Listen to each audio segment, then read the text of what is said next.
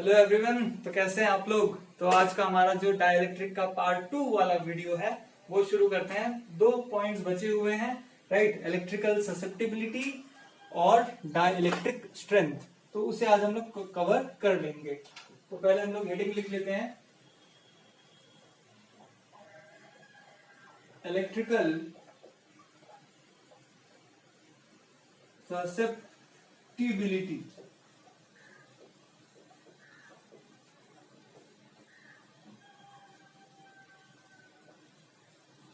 इसको डिनोट करते हैं इस सिंबल से, का ई, राइट। ई फॉर इलेक्ट्रिकल, ठीक है। अभी इलेक्ट्रिकल ससेप्टिबिलिटी होता क्या है, इसके पहले वाले वीडियो में हमने पोलराइजेशन डेंसिटी के बारे में पढ़ा हुआ है, राइट। पोलराइजेशन डेंसिटी, राइट ना। आप लोग जानते हो कि पोलराइजेशन डेंसिटी क्या होती है, राइट। पोलराइजेशन डेंसिटी आप लोग को पता है ना, induced dipole moment per unit volume होता है। ये हम लोग ने ऑलरेडी पढ़ा हुआ है। Total induced dipole movement per unit volume, ये आप लोगों ने पढ़ा हुआ है कि ये होता है पोलराइजेशन डेंसिटी, जिसको हम लोग डिनोट करते हैं कैपिटल पी से, है ना। कि टोटल कितने डाइपोल्स इंड्यूस्ड हुए in a given volume of a dielectric, उसी को बोलते हैं पोलराइजेशन डेंसिटी। अगर ज्यादा नंबर ऑफ डाइपोल इंड्यूस हुए हैं तो पोलराइजेशन डेंसिटी क्या है, ज्यादा है, राइट। अगर कम नंबर ऑफ डाइपोल्स इंड्यूस हुए हैं तो पोलराइजेशन डेंसिटी कम है किसी गिवन वॉल्यूम में। किसके वॉल्यूम की बात कर रहे हैं हम लोग, डाइलेक्ट्रिक के वॉल्यूम की बात कर रहे हैं। ओके, तो यहां पे जो पोलराइजेशन डेंसिटी P है ना, polarisation density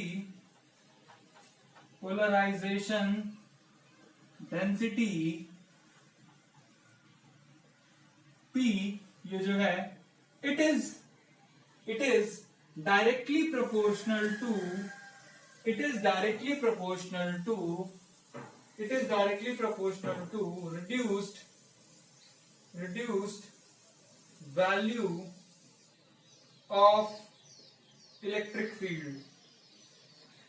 reduced value of electric field, E। इसको आप ऐसे लिखो, ठीक है। ये जो पोलराइजेशन डेंसिटी होता है ये डायरेक्टली प्रोपोर्शनल होता है reduced value of electric field. तो हम लोग लिख सकते हैं कि P is directly proportional to E। और रिमेंबर ये आपका E क्या है, E रिड्यूस्ड वैल्यू है। E की वैल्यू क्या होती है, E की वैल्यू होगी E not minus EP, right, है ना। ओके, ये E क्या है, रिड्यूस्ड वैल्यू है। E नॉट क्या थी, ओरिजिनल वैल्यू थी जो कि कैपेसिटर प्लेट्स के बीच में थी इलेक्ट्रिक फील्ड। EP क्या थी, this is electric field due to the induced charges. Okay, अब यहां पे ये P is directly proportional to E है। तो जब आप इसको इक्वेशन बनाओगे, राइट, इस प्रोपोर्शनैलिटी जब आप इक्वेशन बनाओगे, it will be like this. P, इसको हटाएंगे और यहां पे इक्वल टू डालेंगे और इसके साथ एक कांस्टेंट इंट्रोड्यूस किया जाएगा और ये कांस्टेंट को हम लोग बोलेंगे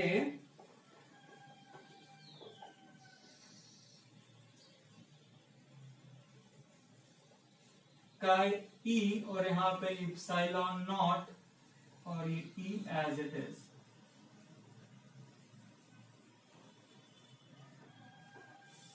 ओके,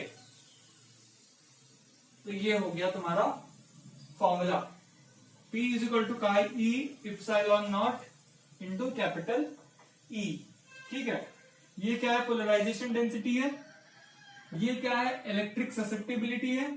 ये क्या है, परमिटिविटी ऑफ फ्री स्पेस। और ये क्या है, reduced value of electric field. तो इसको जल्दी से लिख दो, राइट, इसको जल्दी से लिख दो, फिर हम लोग इसका डेफिनेशन लिखेंगे।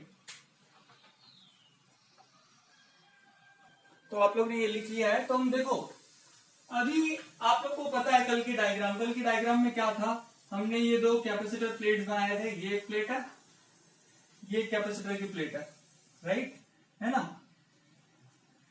ये ओके। ओरिजिनल जो इलेक्ट्रिक फील्ड थी कैपेसिटर प्लेट्स के बीच में वो कितनी थी, ई नॉट थी ये, ठीक है। इस कैपेसिटर प्लेट पे चार्ज कितना है, प्लस क्यू, ओके।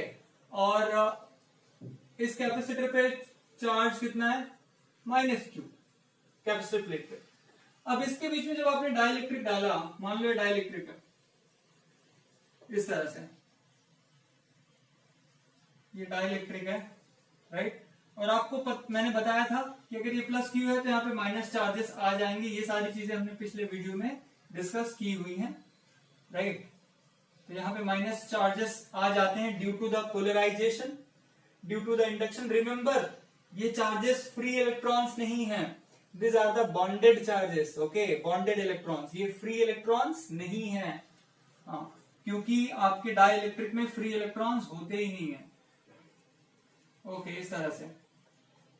और फिर मैंने बोला था अंदर एक इलेक्ट्रिक फील्ड प्रोड्यूस हो जाएगी जिसको हमने नाम क्या दिया था, ईपी, है ना। तो net value of electric field जो बचेगी ई, जिसको आप reduced value of electric field बोल रहे हो या फिर नेट वैल्यू बोलो, जो भी बोलो, वो कितना हो जाएगा, ई नॉट माइनस ईपी। और मैंने आपको बताया था कि ई नॉट की वैल्यू ईपी से बड़ी ही होगी, ई नॉट की वैल्यू ईपी से क्या होगी, बड़ी ही होगी, ठीक है। तो ये आ गया तुम्हारा reduced value of electric field. तो ई रिड्यूस्ड जो है इसको सिंपली ई भी लिख सकते हो, ई रिड्यूस्ड को सिंपली आप ई भी लिख सकते हो। तो ई इज इक्वल टू क्या होगा, ई नॉट माइनस ईपी, ठीक है, ओके। अब यहां पे देखना, ये ई नॉट क्या था आपको पता है, ओरिजिनल में जो इलेक्ट्रिक फील्ड होती है कैपेसिटर प्लेट्स के बीच में वो होती है sigma upon epsilon not, right, है ना। यहाँ पे लिख दूंगा अगर मैं सिग्मा अपॉन एप्सिलॉन नॉट।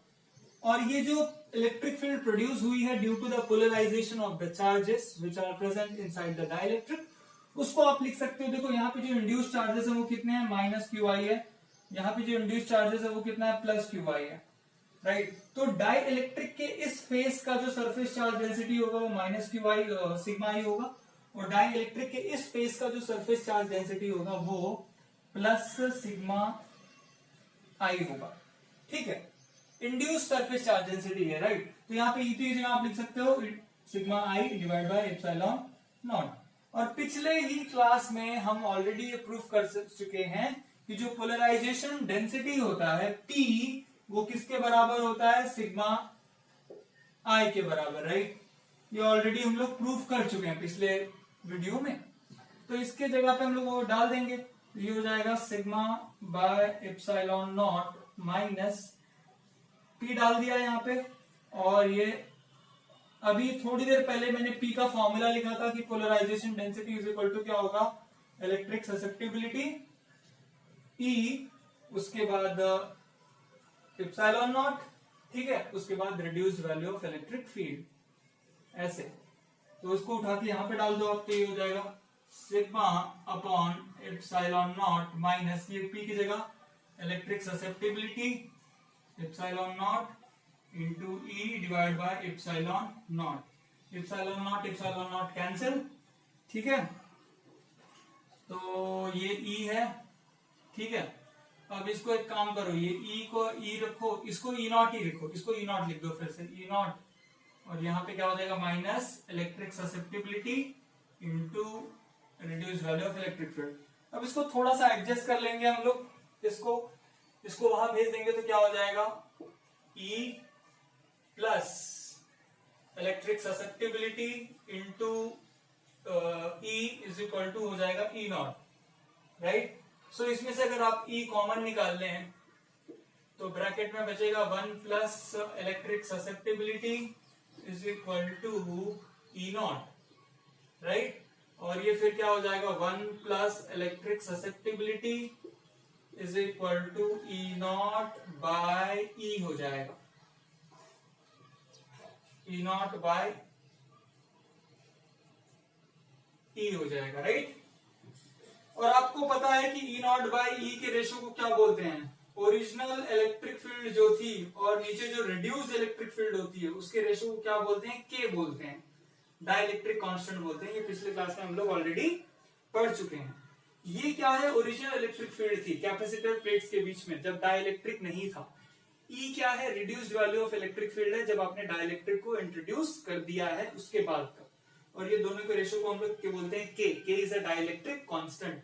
तो ये हो जाएगा, इसको आप फिर ऐसे लिख दो कि 1 plus electric susceptibility is equal to K. So electric susceptibility is equal to क्या हो गया, के माइनस 1, राइट, है ना।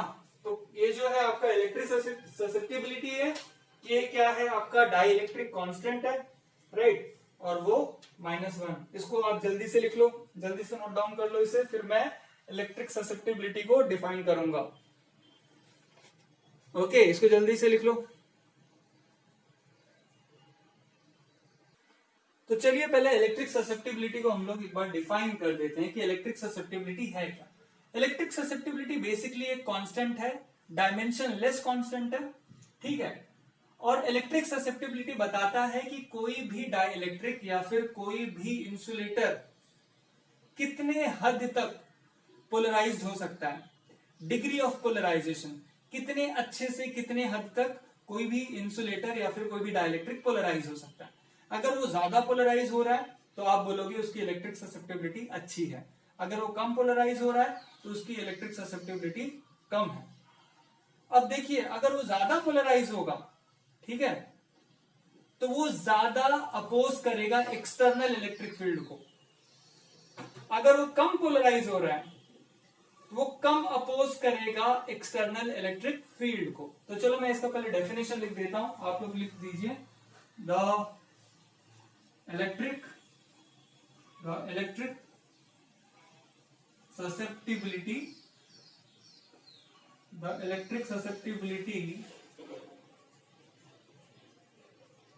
is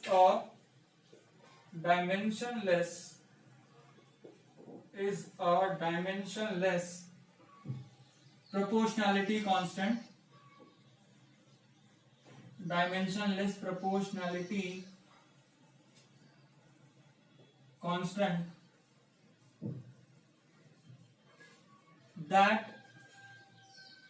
that indicates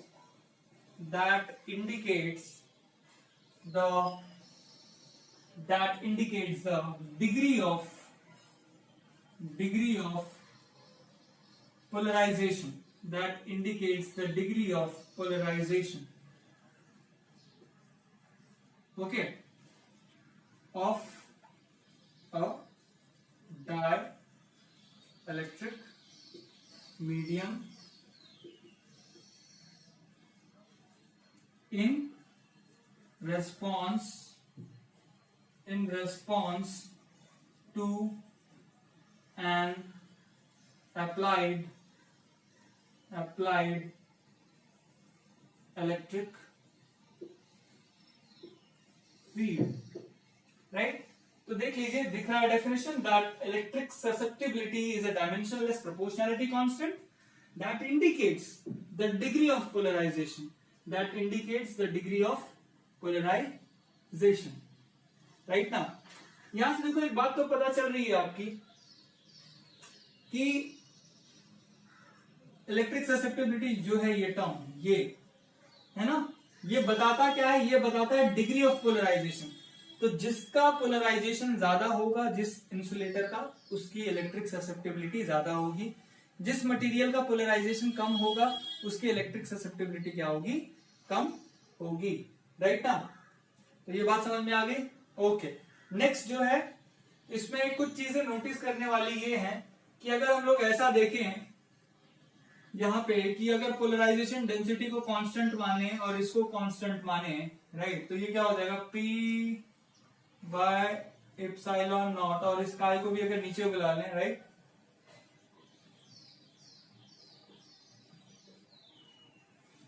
देखो यहां पे ध्यान देना सब लोग कि ये जो काई ई है, मतलब इलेक्ट्रिक ससेप्टिबिलिटी है, ये inversely proportional to reduce value of electric field है। समझ में आ रही है बात कि अगर आपकी इलेक्ट्रिक ससेप्टिबिलिटी ज्यादा है, इलेक्ट्रिक ससेप्टिबिलिटी अगर आपकी डाइलेक्ट्रिक की ज्यादा है तो पोलराइजेशन बहुत अच्छे से होगा।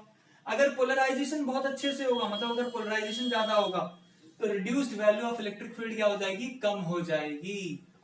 अगर आपकी इलेक्ट्रिक ससेप्टिबिलिटी कम है तो पोलराइजेशन अच्छे से नहीं होगा, तो reduced value of electric field क्या हो जाएगी, ज्यादा हो जाएगी, है ना। तो ज्यादा ससेप्टिबिलिटी इसका मतलब क्या है, अपोजिशन ज्यादा ऑफर करेगा। कम ससेप्टिबिलिटी मतलब अपोजिशन कम ऑफर करेगा। ओके, तो ये था, और ये रिलेशन है इलेक्ट्रिक ससेप्टिबिलिटी और डाइलेक्ट्रिक कांस्टेंट के बीच में। ये रिलेशन तो अभी हमने इसको डिराइव किया ही है, ये आप नोट डाउन कर लीजिए। तो हम लोग अपने नेक्स्ट टॉपिक पे चलते हैं, इसको जल्दी से नोट डाउन कर लो।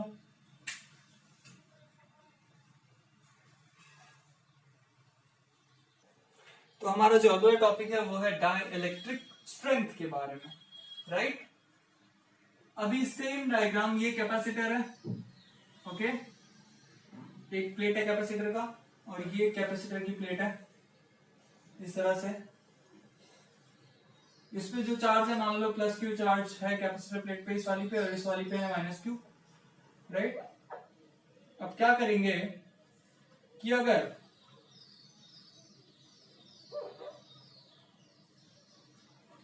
इसके बीच में जो इलेक्ट्रिक फील्ड होगी वो किस तरह से होगी, इस तरह से होगी। कैपेसिटर प्लेट्स के बीच में electric field E not, right, है ना, पॉजिटिव से नेगेटिव। और ई नॉट की वैल्यू आपको पता है क्या होगी, ई नॉट की वैल्यू क्या होगी, sigma upon epsilon not. Sigma क्या है, सरफेस चार्ज डेंसिटी है। ओके, अब इसके बीच में अगर मैं एक डाइलेक्ट्रिक मटेरियल डाल दूं,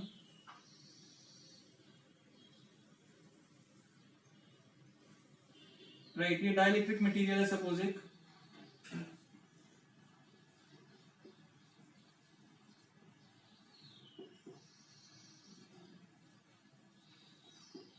राइट, ठीक है, और इसका डाइलेक्ट्रिक कांस्टेंट मान लो के है।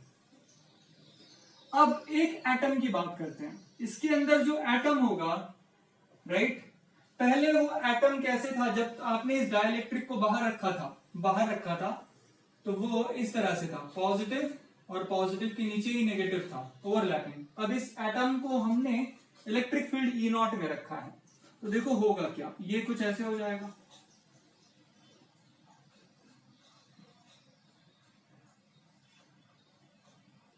अब यहां पे ओवरलैप नहीं है, ये स्ट्रेच हो गया, ये जो एटम था ये स्ट्रेच हो गया, राइट, एटम क्या हो गया, स्ट्रेच हो गया। इस पॉजिटिव चार्ज पे फोर्स ऐसे लग रहा है इस डायरेक्शन में, और इस नेगेटिव चार्ज पे फोर्स ऐसे लग रहा है इस डायरेक्शन में। ये फोर्स क्या है, this is a force, this is the force applied by, this is the force applied by electric field. ये फोर्स किसने लगाया, इलेक्ट्रिक फील्ड ने। This is a force applied by electric field. अब मुझे एक बात बताओ कि आपने इलेक्ट्रोस्टैटिक के पहले ही टॉपिक में इलेक्ट्रिक फील्ड एंड चार्जेस में फॉर्मूला पढ़ा था कि force applied by electric field क्या होता है, F equal to Q into E होता है ना, कि किसी भी चार्ज पे जो फोर्स लग रहा है वो डिपेंड करता है उस चार्ज के मैग्नीट्यूड पे, और वहां पे जो प्रेजेंट इलेक्ट्रिक फील्ड है जो उस पे फोर्स लगा रही है उसकी वैल्यू पे। तो चार्ज तो आप बदल सकते नहीं, चेंज कर नहीं सकते। इनका चार्ज जो इसका क्यू जो होगा, क्यू इसका भी क्यू होगा जो भी, ठीक है, वो तो चेंज होगा नहीं। तो अगर आपको ये फोर्स बढ़ाना है, ये तो कांस्टेंट हो गया ना आपका, क्यू क्या है आपका, कांस्टेंट है।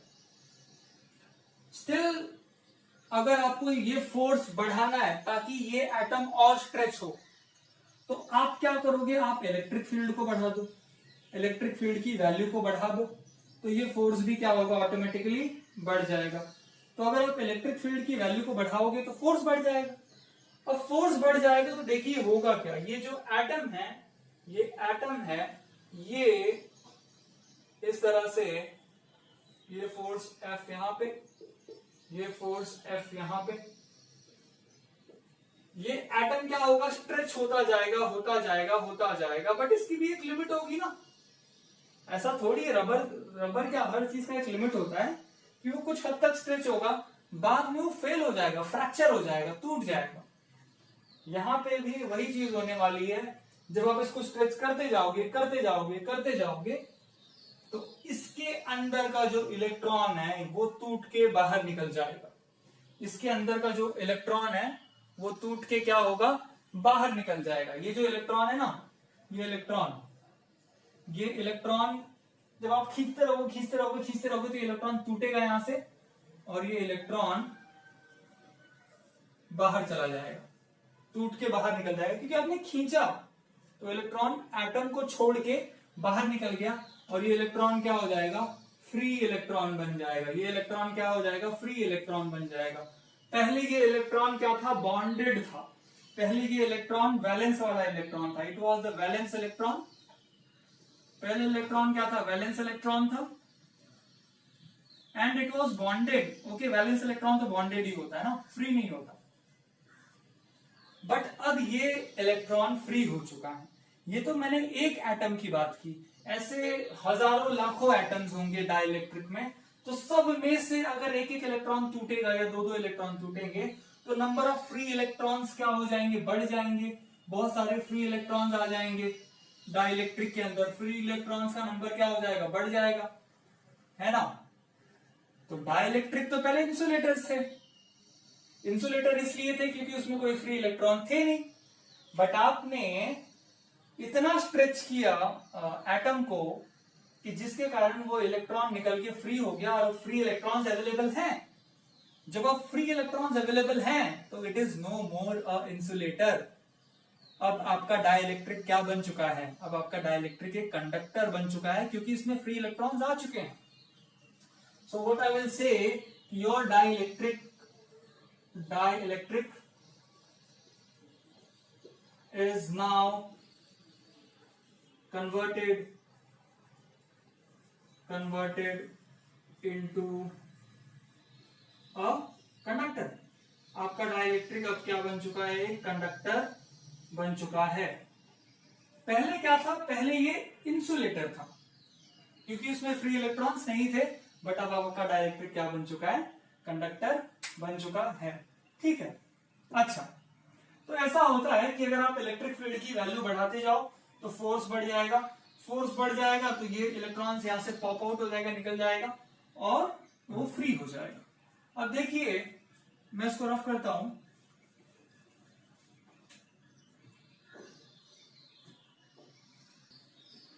तो देखिए पहले आपका जो एटम था, राइट, वो इस तरह से था। Okay, this is diagram number 1। But आपने इलेक्ट्रिक फील्ड को बढ़ा के फोर्स ज्यादा लगा के इलेक्ट्रॉन को फ्री करवा लिया। तो पहले ये क्या था, पहले it was like insulator, right. क्या था, इंसुलेटर था, है ना। जब बहुत सारे एटम्स थे और कोई भी इलेक्ट्रॉन फ्री नहीं था। अब बहुत सारे एटम्स हैं और इलेक्ट्रॉन भी फ्री अवेलेबल है। अब आपका जो डाइलेक्ट्रिक है वो क्या है, it is a conductor, it is a conductor. इसी चीज को बोलते हैं कि हमारा जो डाइलेक्ट्रिक है वो ब्रेक डाउन हो गया। हमारा डाइलेक्ट्रिक का क्या हो गया, ब्रेक डाउन हो गया। मतलब उसके अंदर के जो बॉन्डेड इलेक्ट्रॉन्स थे उसको हमने फ्री करवा लिया और हमारा जो डाइलेक्ट्रिक है वो इंसुलेटर से क्या बन गया, कंडक्टर बन गया। पहले था क्या, पहले नहीं था, पहले it was a insulator. But after the application of huge amount of electric field, right, consequently force has increased and that force resulted to the escape of this electron। ठीक है, तो इस तरह से हुआ है। इस चीज को हम लोग क्या बोलते हैं कि हमारा जो डाइलेक्ट्रिक है, हमारे डाइलेक्ट्रिक का क्या हो गया, हमारे डाइलेक्ट्रिक का क्या हो गया, ब्रेकडाउन हुआ। डाइलेक्ट्रिक का क्या हो गया, ब्रेकडाउन। इसी को बोलते हैं डाइलेक्ट्रिक ब्रेकडाउन। ठीक है, इसको क्या बोलते हैं, डाइलेक्ट्रिक ब्रेकडाउन। अब हम लोग पढ़ तो रहे हैं डाइलेक्ट्रिक स्ट्रेंथ, तो ये डाइलेक्ट्रिक स्ट्रेंथ क्या है, तो चलो डाइलेक्ट्रिक स्ट्रेंथ देख लेते हैं तुरंत, इसका डेफिनेशन देख लेते हैं। मैं इसको रफ करता हूं पहले।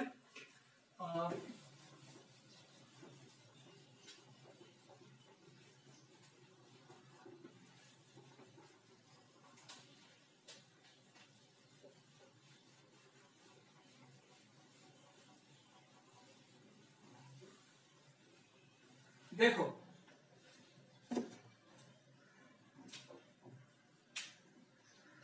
the dielectric strength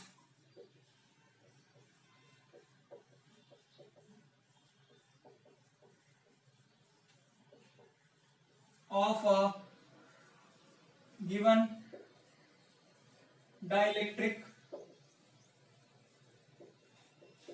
medium is defined as maximum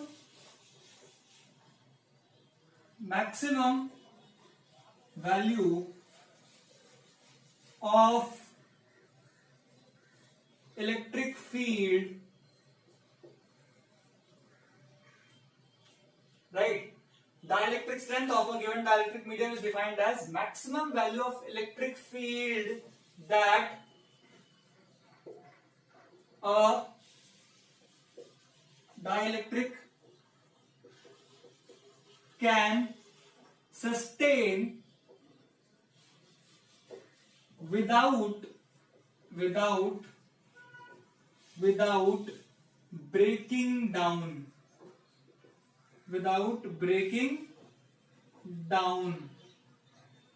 right है ना। तो डाइलेक्ट्रिक स्ट्रेंथ क्या होती है कि आपका डाइलेक्ट्रिक कितना इलेक्ट्रिक फील्ड सह सकता है बिना ब्रेकडाउन हुए।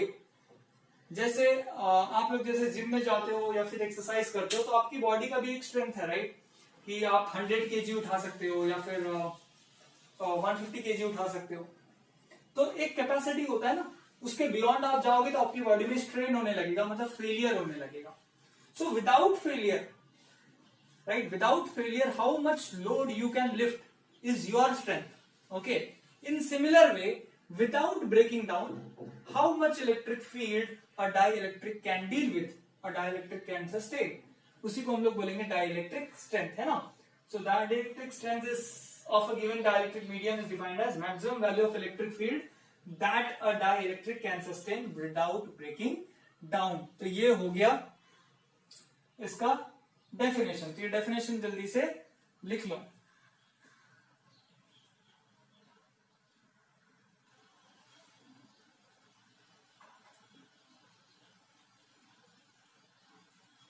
और इसका जो यूनिट है, unit of dielectric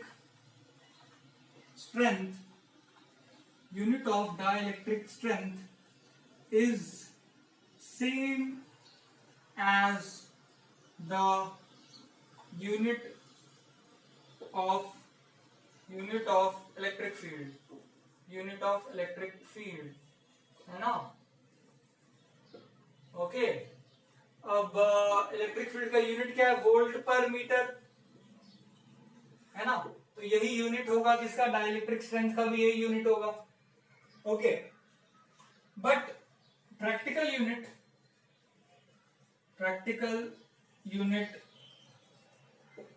of dielectric strength जो मतलब यूज किया जाता है प्रैक्टिकली ज्यादा,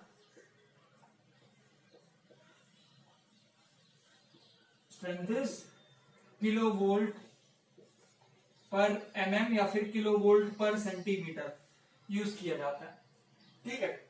यूनिट क्या है इसका, वोल्ट पर मीटर, और इसका जो प्रैक्टिकल यूनिट है वो क्या है, किलो वोल्ट पर mm, ठीक है। ये प्रैक्टिकल यूनिट है एक डाइलेक्ट्रिक स्ट्रेंथ का, ओके, किलो वोल्ट पर mm। अब मैं कुछ वैल्यूज लिख देता हूं। अब देखिए इसका मतलब क्या है, राइट, ओके। अभी एयर जो है, air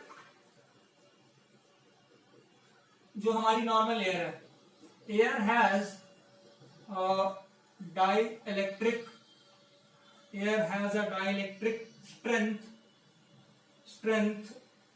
of 30 kilovolt per centimetre. Air has a dielectric strength of 30 kilovolt per centimetre, ठीक है। 30 है, मैं वैल्यू चेक कर लेता हूं एक बार। Yes, it's a 30 kilovolt per centimetre, okay, 30 kilovolt per centimetre, okay. तो इसका मीनिंग क्या है कि अगर आप एयर का, मैं इसे रफ कर लूं पहले,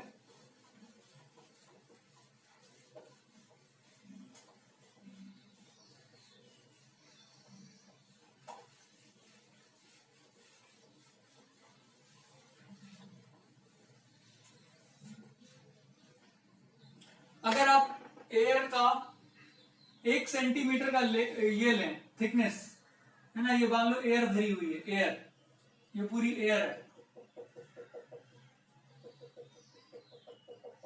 ये क्या है आपकी एयर है, एयर,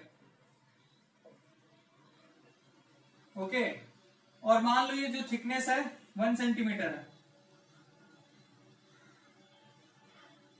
तो एयर भी एक तरह का इंसुलेटर है ना, इलेक्ट्रिसिटी को अलाउ नहीं करता, तो इंसुलेटर है, इसको कंडक्टर बनाने के लिए, इसको कंडक्टर बनाने के लिए 30 किलो वोल्ट का पोटेंशियल डिफरेंस लगाना पड़ेगा। मतलब ये जो एंड है, ये एंड, ये वाला एंड, यहां पे इस एंड और इस एंड, ये दोनों के बीच में पोटेंशियल डिफरेंस कितना होना चाहिए, 30 किलो वोल्ट, 30 किलो वोल्ट। तो अगर आप 30 किलो वोल्ट का पोटेंशियल डिफरेंस लगा दोगे तो तब तक का ये सह सकता है, तब तक का ये सह सकता है विदाउट ब्रेकिंग डाउन। लेकिन 30 का आपने थोड़ा भी ज्यादा किया, 31, तो एयर के अंदर के जो बॉन्डेड इलेक्ट्रॉन्स थे वो फ्री होना शुरू हो जाएंगे और एयर क्या बन जाएगा, कंडक्टर बन जाएगा, और एयर इलेक्ट्रिसिटी कंडक्ट करने लगेगा आयोनाइजेशन के कारण। ठीक है, बात समझ में आ रही है? तो 30 किलो वोल्ट तक का पोटेंशियल डिफरेंस ये सह सकता है एयर, 1 सेंटीमीटर अगर आप थिकनेस लोगे तो। लेकिन अगर आप 30 से ज्यादा अप्लाई करोगे पोटेंशियल डिफरेंस, तो एयर क्या हो जाएगा, ब्रेक डाउन हो जाएगा। तो 30 किलो वोल्ट तक का पोटेंशियल डिफरेंस एयर सह सकता है, तो एयर का डाइलेक्ट्रिक स्ट्रेंथ कितना हो गया, 30 किलो वोल्ट पर centimetre. But if you increase the value of electric field beyond 30, air will certainly break down, and after breakdown it will be a conducting material, right? क्योंकि उसमें free charges available हो जाएंगे। Okay, तो ये देखो हमको करना कैसे है कि आपके पास कैपेसिटर प्लेट्स तो हैं ही ऑलरेडी, ये कैपेसिटर का प्लेट है ये, और ये कैपेसिटर का प्लेट है ये, ठीक है। इस अभी आपको पता है आपका जो फॉर्मूला है C is equal to Q by V, right? ये फॉर्मूला है ना, okay. C is equal to charge per unit potential difference, so V is equal to क्या हो गया, Q by C, V is equal to Q by C। इसका मतलब, और ये जो C है, C सिर्फ फैक्टर्स पे डिपेंड करता है।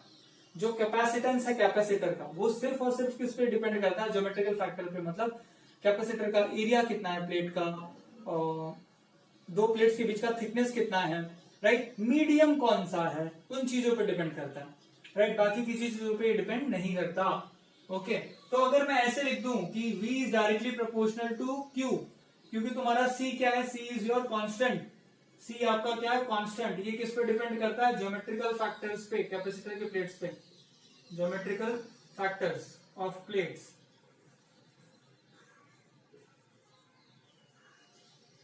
राइट, तो V is directly proportional to क्या हो गया, Q हो गया, है ना। मतलब अगर आप इस पे चार्ज ऐड करते जाओ, Q आया, तो पोटेंशियल डिफरेंस कितना होगा इन दोनों के बीच में, V होगा। थोड़ा चार्ज और ऐड कर दो, dq यहाँ पे भी, तो यहाँ पे भी जो होगा, राइट, वो dq। तो यहाँ का पोटेंशियल डिफरेंस क्या हो जाएगा, ये पोटेंशियल डिफरेंस क्या होगा, ये बढ़ने लगेगा, राइट। यहाँ पे क्या होगा, माइनस, हाँ, यहाँ का पोटेंशियल डिफरेंस क्या हो जाएगा, dv। मतलब आप जैसे जैसे चार्ज ऐड करते जाओगे, प्लेट्स पे करते जाओगे, पोटेंशियल डिफरेंस क्या होगा, बढ़ता जाएगा, है ना। पोटेंशियल डिफरेंस क्या होगा, बढ़ता जाएगा।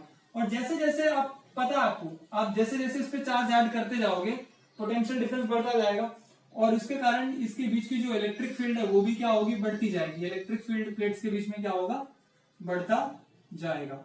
और जब इलेक्ट्रिक फील्ड बढ़ती जाएगी, तो आपको पता है, मैंने अभी थोड़ी देर पहले एक्सप्लेन किया था कि जो आपका मटेरियल है उसके अंदर जो फोर्सेस लग रहे हैं, वो फोर्सेस का जो मैग्नीट्यूड है वो भी बढ़ जाएगा, और सर्टनली आपका जो डाइलेक्ट्रिक है वो ब्रेक डाउन हो जाएगा किसी पर्टिकुलर वैल्यू पे, E की, राइट।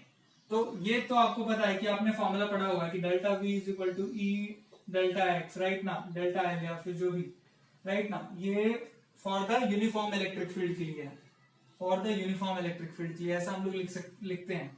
अदरवाइज हमारा जो बेसिक फॉर्मूला वो क्या है, VF minus VI is equal to minus integral initial limit से फाइनल लिमिट तक E डॉट क्या है, dl है, ये हमारा बेसिक फॉर्मूला है, राइट। तो यहाँ पे देखो आपका ये डिस्टेंस तो कांस्टेंट है, ये इसके बीच का ये जो भी डिस्टेंस है, इसको अगर हम लोग डी बोले, डी, राइट, डी है ना ये delta V is equal to क्या हो जाएगा, delta V is equal to E into D हो जाएगा, राइट। तो अगर आप चार्ज ऐड करोगे, चार्ज ऐड करते जाओगे तो पोटेंशियल भी बढ़ता जाएगा। अगर आपका पोटेंशियल बढ़ता जाएगा तो आपका इलेक्ट्रिक फील्ड भी क्या होगा, बढ़ता जाएगा, आपका इलेक्ट्रिक फील्ड भी क्या होगा, बढ़ता जाएगा, और उसकी वजह से आपका सर्टनली ब्रेकडाउन होगा, ठीक है। और एक चीज और यहाँ ध्यान रखना है कि इसको हम लोग पोटेंशियल ग्रेडियंट भी बोलते हैं। जैसे ई को आप ऐसे लिख सकते हो ना, ई को जैसे इस फॉर्मूले में ई को क्या लिख सकते हो, delta we divide by delta L, है ना। तो ये इलेक्ट्रिक फील्ड है, और ये क्या है, change in potential upon change in the, जो इसका डिस्प्लेसमेंट है या फिर जो इसके बीच का लेंथ है, तो change in potential upon the length, इसको बोलते हैं पोटेंशियल ग्रेडियंट, पोटेंशियल ग्रेडियंट इस चीज को, है ना, इसको क्या बोलेंगे, पोटेंशियल ग्रेडियंट।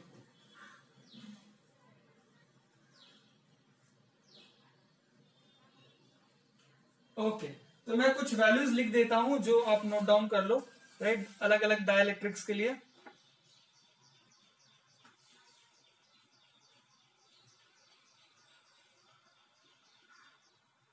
ये वैल्यूज आप लोग लिख लीजिए। ये 5 डाइलेक्ट्रिक का हमने एग्जांपल लिया है। एयर, पेपर, एक पेपर है जो ऑयल्ड किया है, राइट, ऑयल मतलब उस पर लगाया गया है, पैराफिन, माइका एंड ग्लास।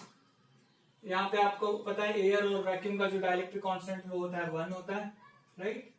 उसके बाद आप देख सकते हैं इसकी रिस्पेक्टिव के की वैल्यू और वहां पे डाइलेक्ट्रिक स्ट्रेंथ की वैल्यू, राइट। तो ग्लास का देखो ब्रेकडाउन करवाने के लिए, राइट, आपको 1000 से ज्यादा का पोटेंशियल डिफरेंस लगाना पड़ेगा 1 सेंटीमीटर ग्लास के लिए, राइट।